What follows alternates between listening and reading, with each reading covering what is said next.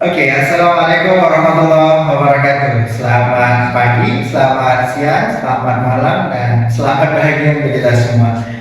Selamat datang kembali di podcast Ekonomias FEB UNSU. Inilah salah satu platform diseminasi informasi yang dimiliki oleh Fakultas Ekonomi dan Bisnis Universitas Muhammadiyah Sumatera Utara. Hari ini kita akan diskusi agak sedikit panas, walaupun nggak selalu yang panas ya.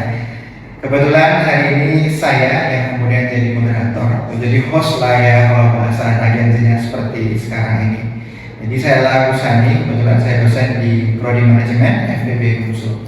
Sebagai informasi, teman-teman bahwa sekarang sudah banyak podcast yang dikeluarkan oleh FEB, salah satunya oleh Prodi Manajemen. Hari ini Prodi Manajemen akan cerita tentang marketing. Marketing itu cerita tentang bagaimana produk-produk dalam bisnis ini dipasarkan dengan metode apa saja, kemudian dengan teknologi apa saja. Kebetulan juga hari ini kita akan cerita banyak bersama narasumber kita yang hebat tentu saja. Selamat datang Ibu Herianti MSc, ya, beliau adalah dosen di Prodi Manajemen. Pendidikan S1-nya ditempuh di Universitas Sumatera Utara, kemudian melanjutkan studi master di Sekolah Bisnis Universitas Kebangsaan Malaysia atau National University of Malaysia atau UKM University Kebangsaan Malaysia. Hari-harinya beliau ini aktif sebagai dosen tentu saja, kemudian yang kedua sebagai bos ya kita bisa bilang gitu di International Office-nya UNSU. Beliau salah satu orang penting di sana yang banyak berkoordinasi dan bekerja sama dengan pihak mitra baik dari dalam maupun luar negeri, khususnya yang luar negeri, untuk memastikan UNSU dan juga FEB tentu saja bisa berkolaborasi secara internasional dan berdampak global. Kemudian selain itu beliau juga penelitinya fokus di bidang marketing.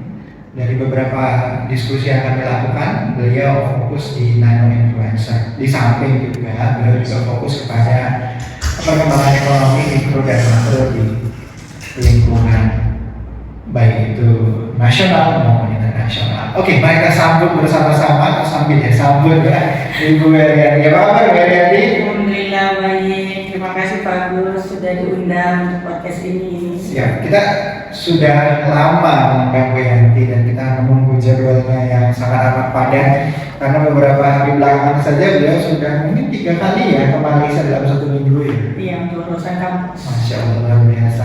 Saya sudah minta sama beliau agar saya dibawa, tapi itu tadi kopernya nggak cukup.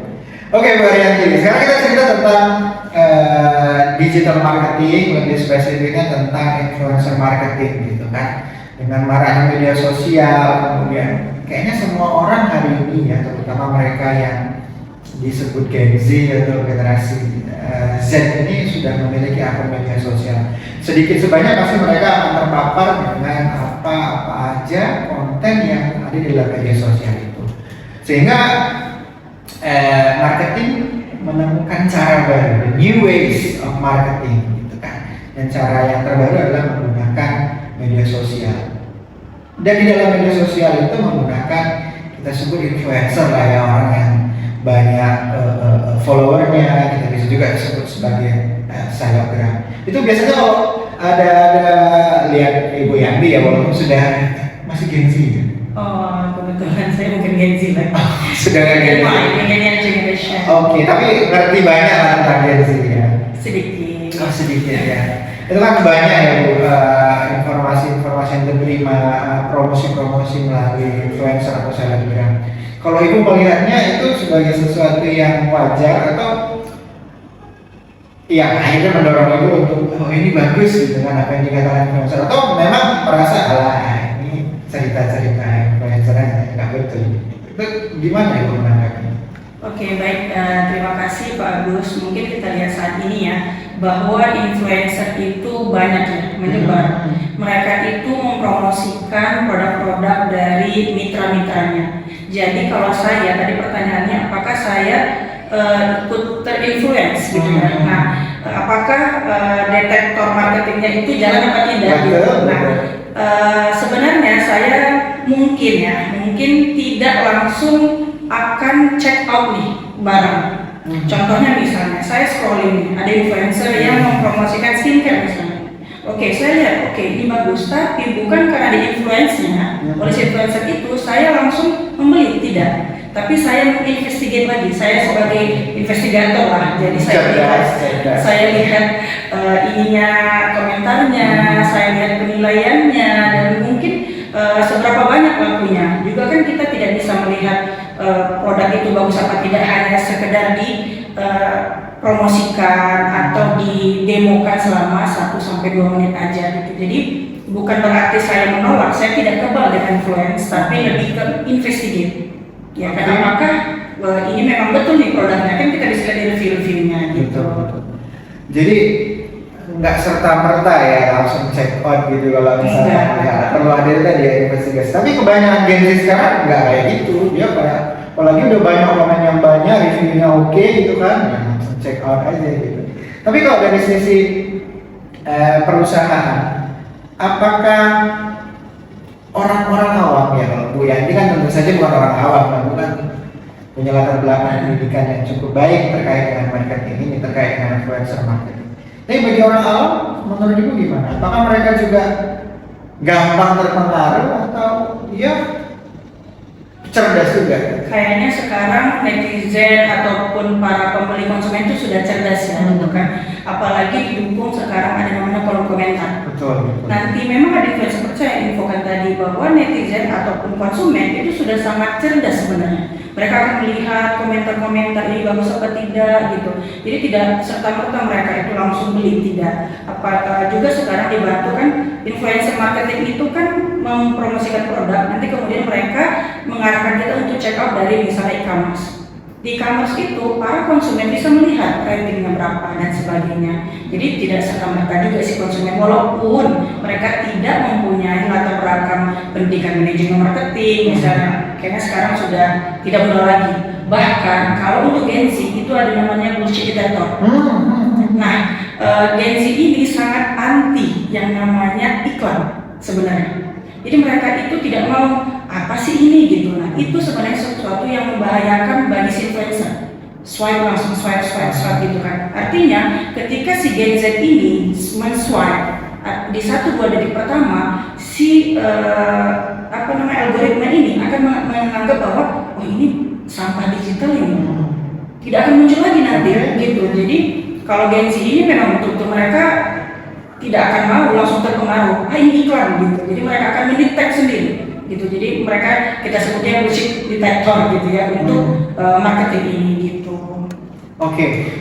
Jadi Gen Z semakin sadar bahwa itu hanya kayak akal-akalan influencer aja. Kadang-kadang nggak punya, mohon maaf ya, influencer kita lihat nggak punya latar belakang mengenai produk itu, tiba-tiba dia di endorse gitu, kemudian dia mempromosikan sehingga membuat mereka jadi ya nggak percaya lah gitu kan. Tapi kalau untuk influencer sendiri, apakah ada masukan kalau dari sisi Ibu agar mereka kemudian lebih adaptable dengan apa yang dibutuhkan Gen Z? Kalau dulu kan ceritanya ada nama influencer, tapi sekarang sudah mengarah pada yang lebih besar lagi. Apakah ini juga harus disauti oleh para influencer sekarang ini? Iya betul. Jadi kalau influencer itu memang dia mau tetap survive, dia juga nanti di endorse dan sebagainya, dia itu harus melihat siapa sih sasarannya. Kalau sasarannya adalah Gen Z tadi, seperti yang saya infokan sebelumnya, bahwa mereka tuh bullshit detector. Mereka tuh nggak mau yang iklan, ini udah iklan, mereka menginfluence saya, mereka nggak mau seperti itu. Jadi apa? Otentik. Authenticity itu yang diperlukan oleh Gen Z. Kenapa? Anak-anak kalau Gen X nih misalnya, beli produk ini masih mau terpengaruh. Kalau anak Gen Z itu nggak mau langsung. Hard selling mereka nggak suka. Jadi gimana caranya? Otentik, betul nggak? Pernah nggak Pak Agus lihat kalau misalnya si influencer itu, misalnya skincare, maaf ya saya sebut skincare. Jadi misalnya si influencernya ini sebegini, ini bagus tapi di kulit saya nggak cocok. Nah itu bagus nggak influencer marketing? Sangat bagus. Artinya apa? Dia tidak ada namanya situ fake, palsu. Karena apa? Karena Gen Z ini suka yang otentik. Oke, memang dia tidak bagus di dia, tapi bisa jadi di saya. Dari si Gen Z juga sangat suka suka dengan main Instagram dan sebagainya kan, mereka akan lihat betul nggak. Nanti di Instagram itu, di komen-komentar itu akan kelihatan nih, betul nggak ya si kulit ini cocok dengan ini dan sebagainya. Bahkan si Gen Z itu, si Gen Z itu lebih suka mencari sendiri daripada ayo beli produk ini gitu. Jadi apa sih triknya? Otentik. Oke, Gitu. menarik Bu. Jadi kalau saya melihat bahwa Gen Z sekarang menganggap apa yang kita sebut sebagai promosi itu atau influencer yang langsung promo itu jadi kayak fake gitu kan? Betul. Mereka nggak bullshit gitu. Apakah dengan konten yang bentuknya lebih ke engagement, contoh dia produk kosmetik, tapi dia tidak serta-merta belilah produk ini, dia cocok di kulit saya gitu. Atau awalnya dia memberikan edukasi, tidak langsung bilang ini produk bagus, tapi dia memberikan edukasi yang itu tidak sekali, tapi berkali-kali informatif, terus kemudian mengarahkan orang untuk lebih engage, bukan jadi isinya itu tidak pilihlah produknya, pilihlah produknya, itu lebih kayak informasi yang membuat dia itu lebih engage dengan konsumen. Itu apakah lebih lebih efektif atau justru membuang waktu kalau menurut Ibu? Itu jauh lebih efektif. Oke. Kenapa? Karena kan langsung menginformasikan ke sasarannya. Tapi Pak Agus, ada yang lebih efektif lagi. Apa itu dia? Jadi kalau misalnya edukasi, contohnya Pak Agus lah, definisinya atau nggak usah lah seperti itu. Ini produk ini mengandung A, B, C dan Z. Ya, Pak Agus akan swipe atau baca lagi atau dengarkan lagi dari influencer. Kayaknya dibaca sih ya. Dibaca, ya. Tapi ada sebagian orang kebanyakan apa sih ini informasi. Kita kan ya saya juga salah satunya. Mungkin karena ini ya. Klasik, udah.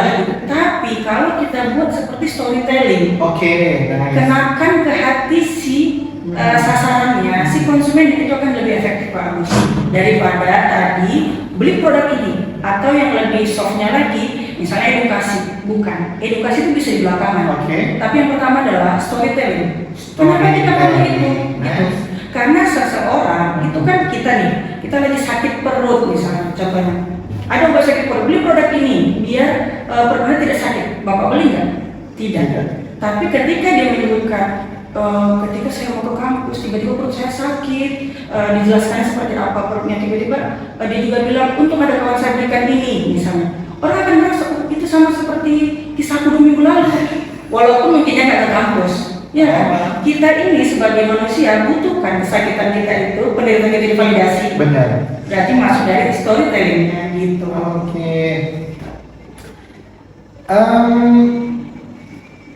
Sekarang ini trennya mungkin ya kita kembali lagi kan. Walaupun influencer itu tetap digunakan, tapi ada juga yang bisa kita sebut sebagai black campaign influencer. Kalau dulu influencer cenderung membuat mari beli, tapi kan ada juga kecenderungan beberapa konten-konten yang saya lihat sebaiknya jangan beli produk sebelah ya.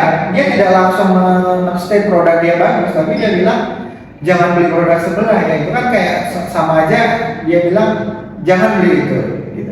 Apakah itu efektif Bu di tengah cara yang seperti ini? Mungkin 1 tahun yang lalu itu efektif ya. 1 tahun yang lalu misalnya kita lihat berarti saya old fashion 1 tahun balik. Jadi misalnya Pak Agus nih lihat di Instagram ya kan, atau maaf ya saya sebut Instagram terus karena saya tidak punya yang lain selain itu. Misalnya Instagram ya kan, ketika dia bilang jangan beli produk ini, jangan beli produk itu, setahun lalu itu efektif. Kenapa? Karena akan muncul engage di Instagram ini, di komentar-komentar. Enggak kok, bagus kok, kata si pembelanya. Misalnya memang pakai produk itu. Dan yang lain, gimana nggak bagus kok dan sebagainya. Ketika itu banyak komentar, artinya si influencer itu mampu mengengage kan? Betul. Mampu mengengage si follower-followernya gitu. Itu akan muncul nanti metriknya dalam di Instagram itu ya. Itu akan naik gitu informasinya gitu kan. Tapi kalau sekarang kita buat itu rasanya sudah tidak relevan lagi karena orang sudah tahu gitu. Orang sudah tahu metodenya, nanti ujung-ujungnya promosi gitu. Jadi mending seperti apa itu tadi, kenakan hatinya, engage gitu Pak Agus. Ini berarti tantangan besar ya untuk pegiat-pegiat media sosial, khususnya mereka yang boleh dikata merupakan sumber utama ya dari konten-konten yang dibuat mereka dan kemudian mereka mendapat endorse dari sana. Kalau ada tips ya Mbak, apa Mbak lagi Bu terkait dengan apa yang mereka harus lakukan, terutama sekarang ini kan dengan menjamurnya AI, dengan menjamurnya konten-konten yang bisa di-generate tidak harus menggunakan influencer, tapi bisa di-generate manual, sama kayak waktu kemarin tuh lagi rame-ramenya, mohon maaf ya, perang Iran dan ini banyak informasi-informasi itu yang dibuat seperti video, tapi dia di-generate oleh AI.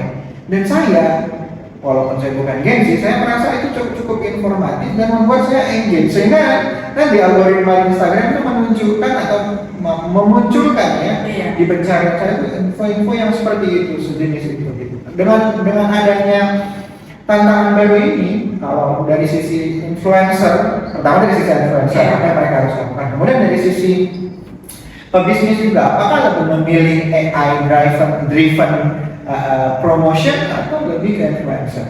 Nah, saya tanya dulu Pak Agus.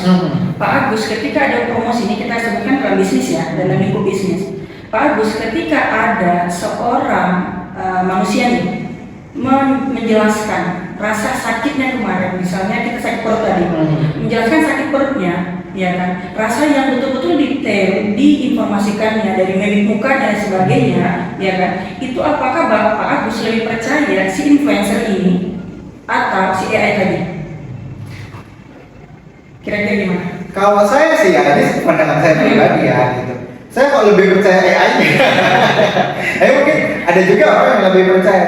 Tapi kebanyakan berarti saya melihat di media sosial itu ekspresinya kadang dia bilang enak gitu, contoh makanan dia bilang enak, tapi kayak dia pun belum mengunyah 100%, belum ditelan, tapi dia bilang enak. Kayak saya kurang percaya. Tapi kalau AI, kayaknya ekspresinya bisa lebih apalagi lebih dapat. Itu menurut saya. Kalau dari sisi saya pribadi itu memang belum tergantikan, walaupun mungkin suatu saat itu akan tergantikan dengan AI itu. Karena apa? Di AI itu nggak ada rasa. Ya kan, kita akan gampang di-engage oleh orang, di-influence orang itu dengan ada rasa, kenakan psikisnya gitu kan. Sedangkan kita tahu, ini kan yang dibuat orang gitu. Kalau saya pribadi memandangnya hingga saat ini itu masih seperti itu gitu. Makanya tadi dari awal saya sebutkan storytelling, sampaikan ke orangnya seperti apa gitu. Jadi belum sampai saat ini belum bisa digantikan oleh influencer marketing itu. Oke, itu kan dari sisi artinya memang dia masih cukup impactful kan. Hanya saja perlu ada semacam apa ya, evaluasi diri dari influencer bahwa dengan cara yang dulu mungkin tidak lagi efektif, tapi dengan cara sekarang khususnya terkait dengan storytelling ya, engage-nya lebih bagus gitu. Nah, kalau dari sisi bisnis tadi saya tanya ke Bu Yani, apakah dengan adanya AI kemudian lebih memilih AI atau influencer? Tadi Ibu bilang memang influencer itu tetap tidak kehilangan rasa karena dia bisa menyampaikan ekspresi dengan apa yang dirasakan. Tapi mungkin dari sisi efisiensi biaya gitu kan, mungkin dengan AI dia cuma rekrut satu orang desain grafis gitu kan, dia bisa. Berarti ini maksudnya adalah ke biaya gitu ya Pak. Tapi di sisi saya ya Pak, yang saya pahami bahwa influencer marketing adalah influence. Bagaimana dia, sejauh mana dia bisa menginfluence orang, gitu ya kan Pak. Jadi saya tetap akan memilih influencer marketing ini. Kenapa? Karena dia akan mengenakan nanti. Contohnya misalnya, sekarang Gen Z itu untuk skincare salah satu influencer marketing yang mereka suka itu adalah Tasya Farasya. Oh mungkin Pak Agus belum lihat. Kalau saya Cimengok sih. Cimengok apa ya? Mobil makanan ini ya. Kelihatan ya. Iya betul. Jadi misalnya Tasya Farasya contohnya, saya suka melihat konten beliau. Beliau akan buat konten-konten makeup. Mana yang bagus di kulitnya, mana yang tidak bagus di kulitnya, itu masih tetap diperlihatkan. Ini cocok di aku, ini tidak cocok dan sebagainya. Itu akan lebih dipercaya orang dibandingkan AI itu menjelaskan gitu. Karena apa? Karena itu langsung diimplementkan kan, langsung dibuat ke wajah ini kan gitu. Itu yang saya bilang tadi, bahwa sampai saat ini influencer marketing masih lebih efektif. Gitu. Mungkin dari sisi biaya mungkin kalau bayar influencer itu lebih mahal ya. Iya, mungkin engagementnya lebih bagus. Nah dari kalau dari AI mungkin bisa lebih miring biayanya. Mungkin Untuk brand-brand yang masih baru gitu ya, mungkin bisa menggunakan AI karena mungkin kan cost-nya juga lebih efisien. Lebih kecil biayanya Pak, namun engagementnya itu takutnya kan yang kita khawatirkan nanti malah ROI-nya malah lebih kecil. Oke. Gitu Bang gini, kita kan sekarang apalagi pebisnis baru, kita mau bisnis kita ini produknya dipasarkan dengan luar biasa. Tapi kan kendalanya ya tadi seperti yang kita baru diskusikan sebelum ini adalah influencer itu nggak murah. Gitu. Apakah kita mulai PDKT terlebih dahulu? Kadang ini ya khususnya yang food vlogger gitu ya, food vlogger ya. Saya lihat di beberapa food vlogger ya, walaupun maaf ya food vlogger ya, maaf ya pemirsa. Mungkin karena apa ya, algoritma saya banyak cerita tentang makanan ya. Nah mereka tuh sampai di DM berkali-kali, berbulan-bulan, bahkan sampai setahunan baru bisa akhirnya terkoneksi dengan si influencernya, bisa datang langsung memberikan influence, memberikan kesan pesannya ketika datang makan di tempat mereka. Nah itu kan butuh waktu yang lama, sementara bisnis butuh sesuatu yang lebih cepat. Ada trik-trik tertentu nggak? Oke, Pak Agus, kita bedakan dulu ya. Ada di influencer ini pun ada level-level. Level itu dipetakan berdasarkan apa? Followers. Jadi ada sebut kita nano influencer. Nano influencer itu dari 1000 sampai 10.000 gitu ya kurang lebih ya. Nah selanjutnya micro influencer itu dari dari 10.000 hingga 100.000. Nah ada yang mega influencer, contohnya misalnya ada selebriti.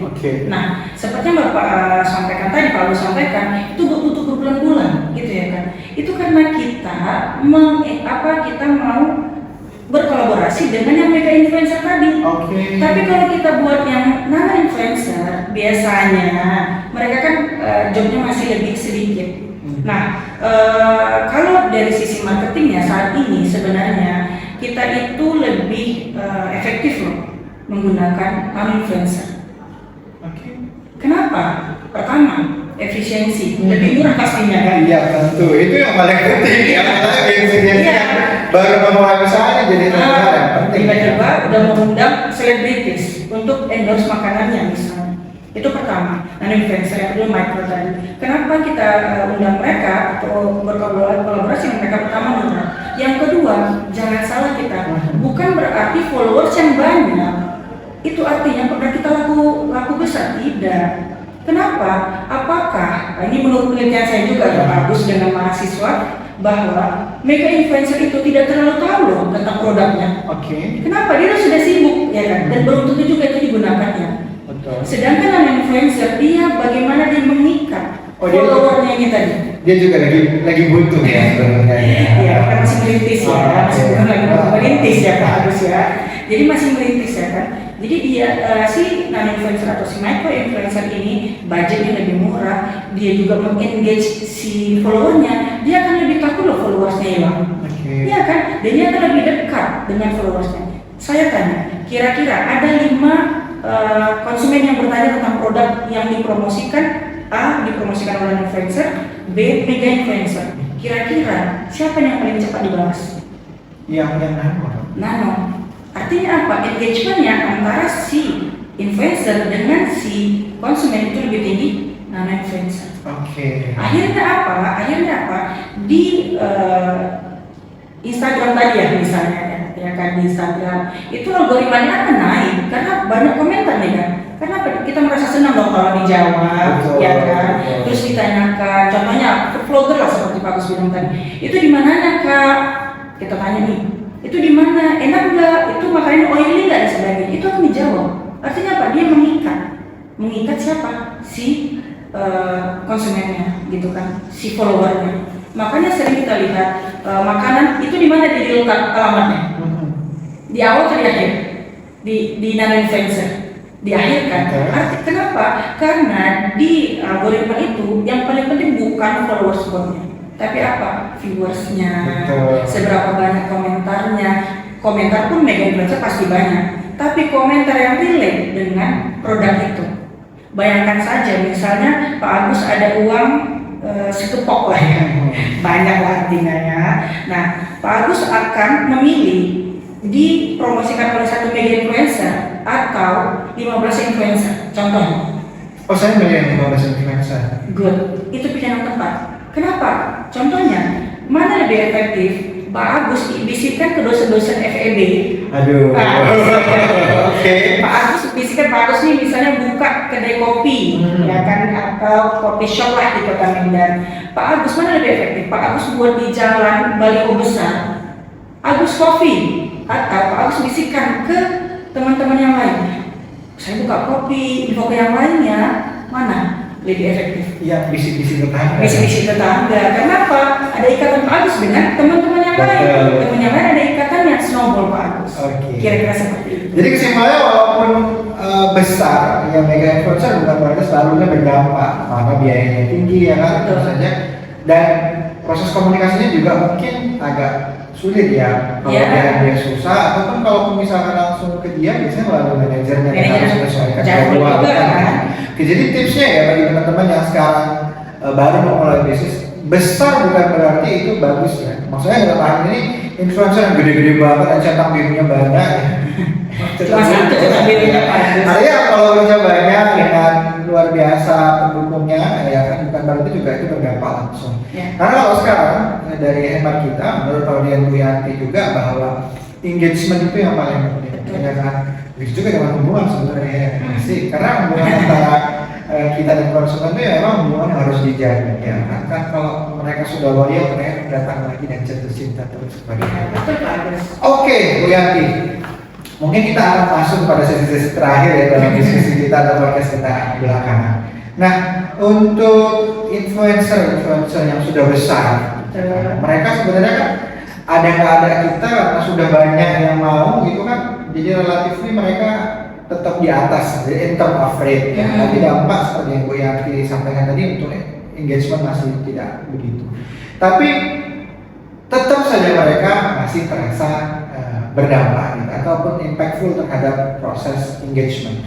Tapi yang kecil-kecil kita ini enggak gitu. Mereka jadi menyadarkan kepada apa ya, konsumen bahwa yang kecil tidak selalu. Kadang kan ada juga konsumen kan saya lihat tidak hanya melihat engagementnya saja. Kadang kan ketokohan orang di belakang itu tadi ya. Kita mungkin belum ini ya, bukan ketokohan sih. Siapa dia gitu kan? Misalkan Agus saya gitu kan, saya followernya 300 atau 3.000 gitu ya, nggak banyak. Siapalah saya, terus kemudian saya tiba-tiba ngasih gitu kan, orang siapa kamu gitu, dan dia cuma berdampak bagi followersnya gitu kan. Nah kalau yang gede seperti yang Ibu sampaikan tadi, walaupun dia nggak engage langsung, tapi karena dia tokoh publik gitu, ternyata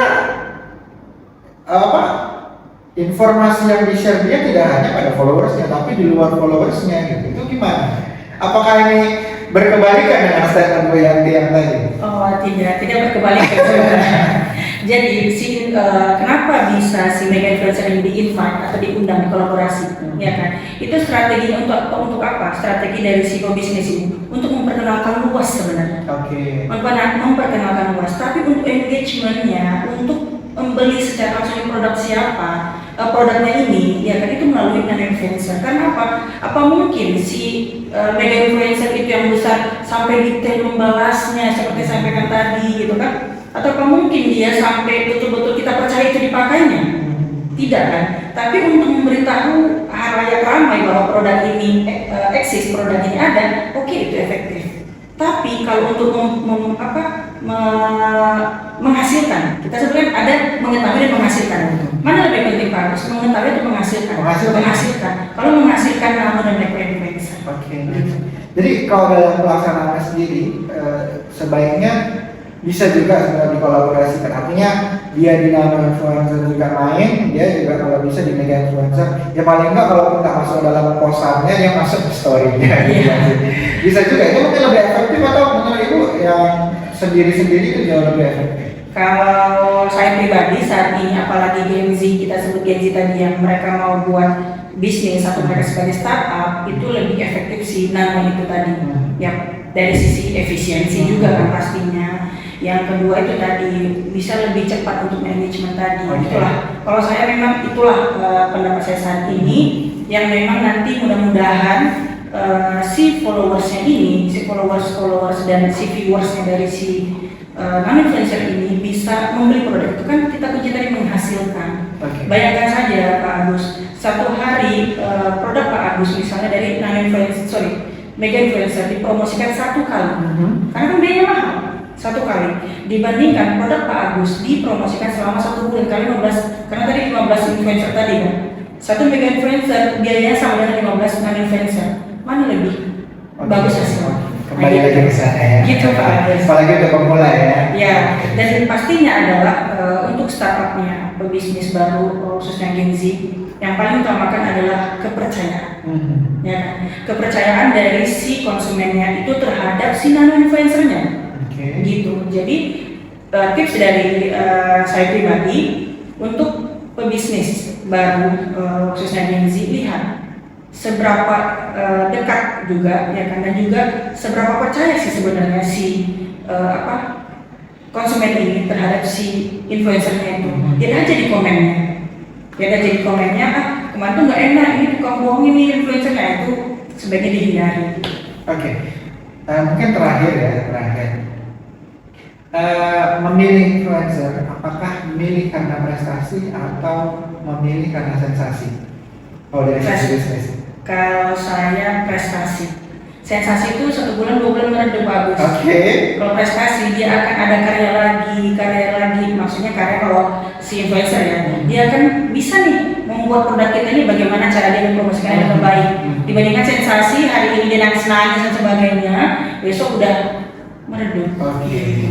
Baik, kayaknya kita sudah sampai di sesi akhir diskusi kita hari ini ya, terkait dengan apa yang kita sebut sebagai influencer marketing. Jadi kalau di judulnya pertanyaannya apakah dia masih efektif, tentu saja masih. Hanya saja memang butuh banyak perubahan, masukan ya gitu agar mereka tetap efektif.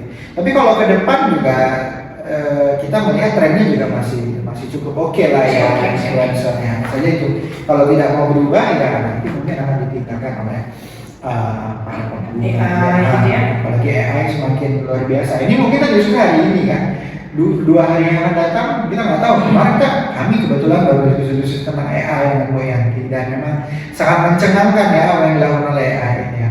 Kita siap-siap saja. Tapi saya sepakat dengan satu statement yang mengatakan bahwa apakah AI bisa menggantikan manusia? Sepenuhnya tidak. Tapi orang yang menggunakan AI pasti akan menggantikan orang yang tidak menggunakan AI. Oke, jelas sekali Ibu. Mungkin ada closing statement dari Bu Yanti sebelum kita tutup.